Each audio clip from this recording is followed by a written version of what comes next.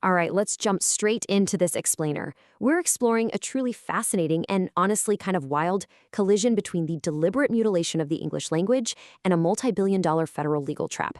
We're going to unpack a brilliant forensic analysis that connects exactly how the artificial intelligence industry talks about its products directly to highly prosecutable financial fraud. We are standing right at the precipice of an unimaginable financial reckoning. That quote right there, it comes straight from federal statutes regarding the False Claims Act. That's a law specifically designed to catch and penalize entities that are defrauding the U.S. government. But to really grasp how this relates to AI, we have to understand the underlying crime itself.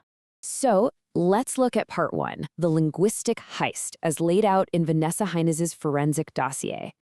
Independent researcher Vanessa Heinz is building a quitam case with a compelling argument. The AI industry has systematically hollowed out our vocabulary.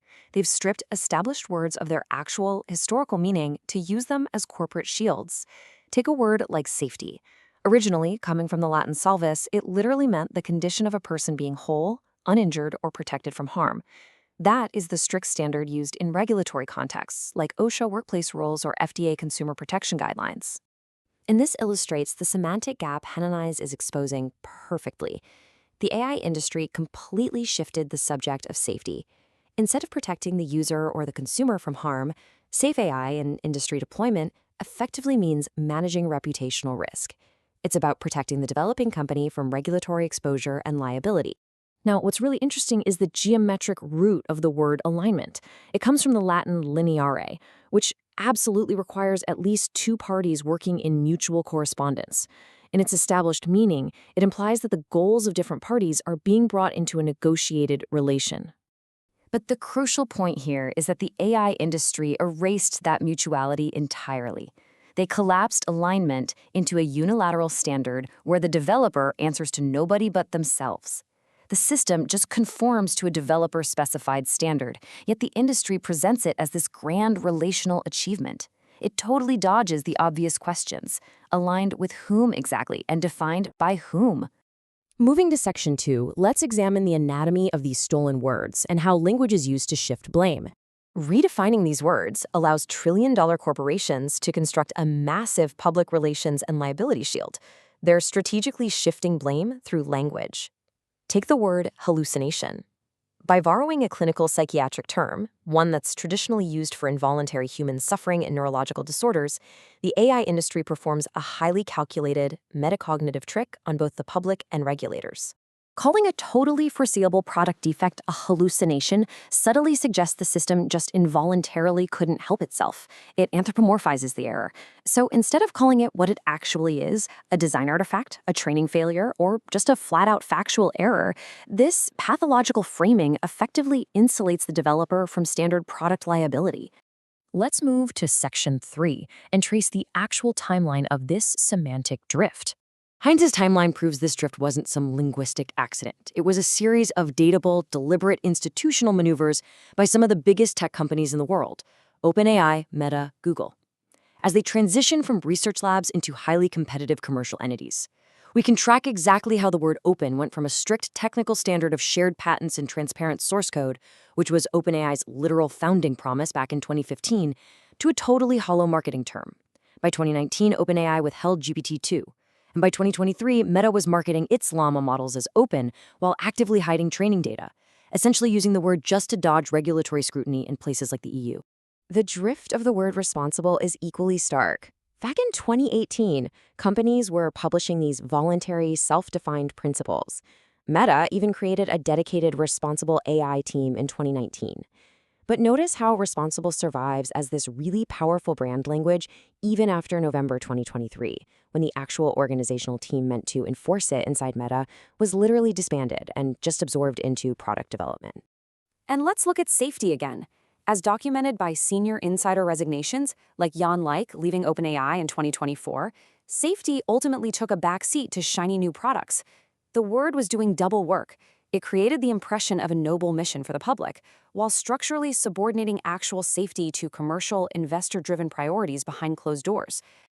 This brings us to Section 4, the whistleblower weapon, and the False Claims Act.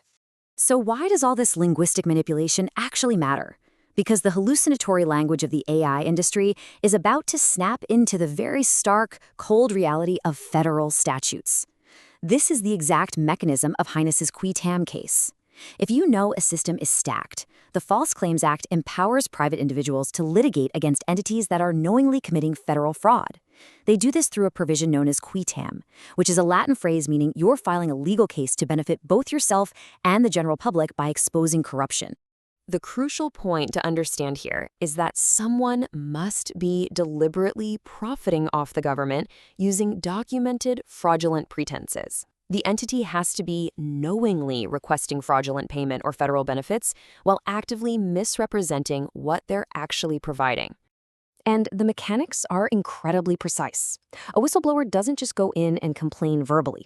They file documented evidence under seal. This keeps the whole case confidential, allowing the government to investigate the evidence properly without alerting the accused company.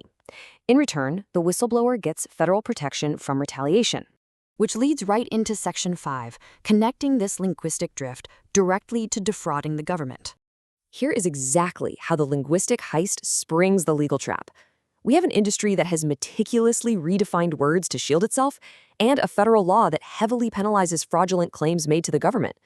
If the AI industry has been using these intentionally hollowed-out words to secure federal contracts, research grants, or specific regulatory exemptions, they are knowingly committing fraud against the United States government. Think about it.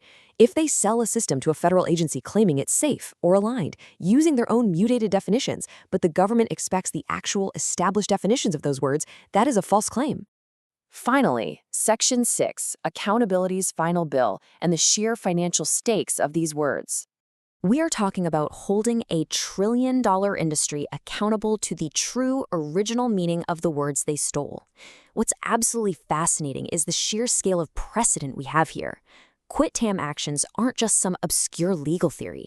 Historically, they have successfully recovered $70 billion in fraud. That is a massive mechanism for accountability that's already built right into the legal system.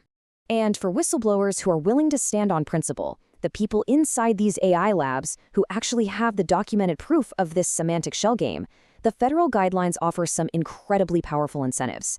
Not only do they get protection from retaliation, but they can receive up to a 30% cut of the recovered funds. Vanessa Heneliz's qui tam case brings up a very stark realization. Redefining language isn't just an abstract PR maneuver or some clever marketing trick. It is a highly prosecutable federal crime when government money, contracts, and oversight are involved. The very words they hollowed out to protect themselves might be the exact mechanism that brings them down. Which leaves us with a truly explosive thought to consider as the gap between tech marketing and legal reality finally starts to close. If the very foundation of this massive industry is built on stolen meaning, what actually happens when the law demands a full accounting? Keep questioning the words you see. Thanks for joining me on this explainer, and we'll see you next time.